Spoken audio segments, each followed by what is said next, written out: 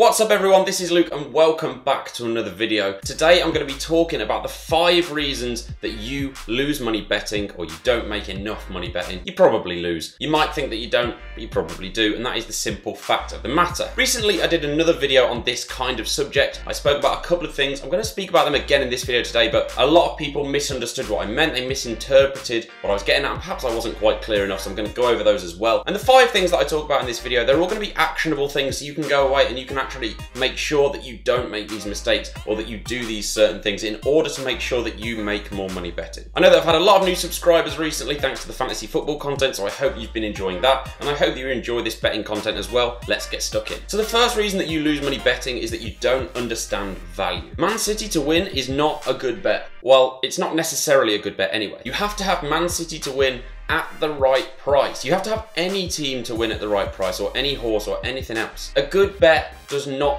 just rely on picking a winner. In fact, that is the biggest mistake you can possibly make in betting. You're not looking to just pick a winner, you're looking to pick a winner at the right price. Take me and my friends, I'm going to pretend that I've got enough to make up a full football team here. Imagine that me and my friends are playing against Real Madrid. We're all absolutely crap at football, I'm injured half the time, but let's say someone offered you odds of 1,000,000 to 1 on us to beat Real Madrid. This basically means if we were to play Real Madrid 1,000,000 times, would we win any of those games? And you'd have to say that probably we would. Any kind of things can happen. You never know what kind of fluke results could happen. Those would probably be fairly good odds. Yes, that's an extreme example, but let's take that Man City to win again. Man City, they're going to win most of their games. They're a good team. They've got great players. But if you're getting terrible odds, if the odds suggest that they need to win this match 9 times out of 10, against most Premier League teams, that's probably not good odds. Yes, there are always exceptions, but let's say they're facing a mid-table team. What kind of odds would you expect? I mean, there is no right or wrong answer, but at the same time, there kind of is a right answer, because you need to make sure that odds are as high as possible, and even when they're at the highest they possibly are they a fair price?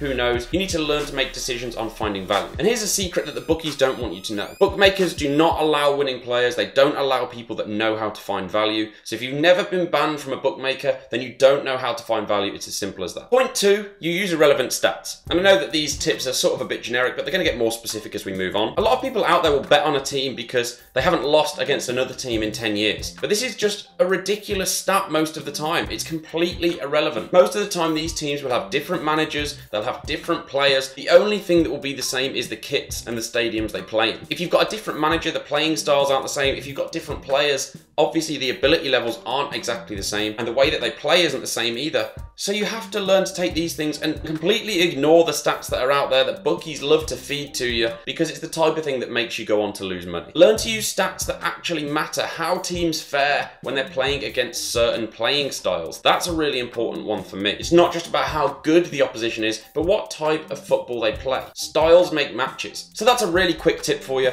Just ignore a lot of stats and learn to find the stats that are more important. The third mistake you're making is that you don't find information that isn't publicly available. This is kind of related to the stats one, and it's also something that I mentioned in my last video on a similar topic, and this is probably the thing that most people misunderstood about what I was saying. What I said in that video was something like, you need to try and get your hands on information that the general public doesn't have. I can see why that they thought this. Most people thought that this meant I was suggesting you had to get insider information. Now obviously this is very hard to come by. Most people aren't going to get it. I certainly can't. So that's not what I meant at all. What I mean is, going back to the stats thing, let's say a team has scored at least 3 goals 10 games in a row. The whole betting market can see that. The whole general public know that. That is not the type of information you need if you're going to get an edge on the market. What you actually need to do is you need to learn to interpret things differently. If you're betting on a certain team or a certain league, you need to know it inside out, and you need to learn to pick up on certain situations, certain hints that managers are saying in press conferences, certain games that are upcoming, and you need to learn to interpret what is likely to happen in this situation. If you become better than the market is at second guessing the types of things that are likely to happen, when teams are going to rotate, things like that, then you're going to have an edge on the market. And that is what I meant about using information that isn't publicly available. You don't have to have insider knowledge, you have to have your own brain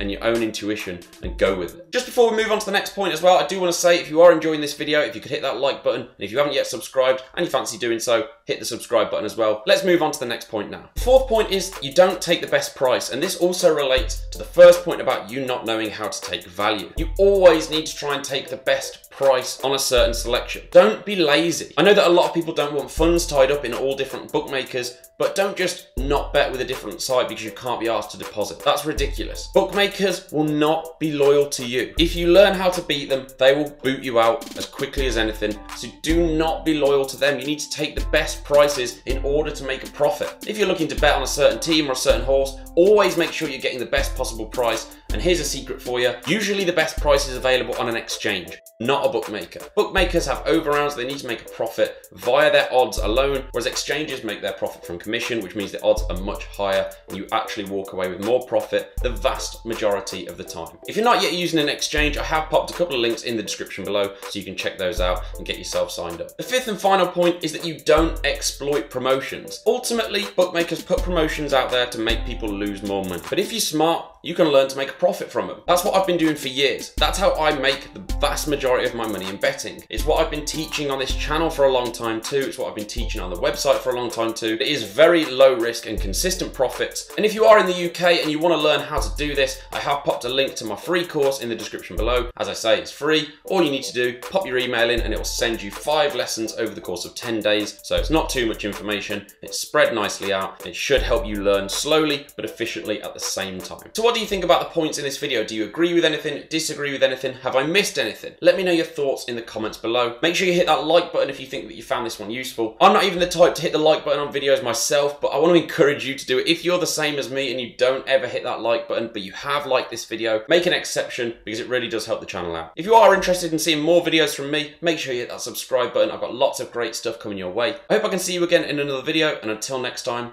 have a great day.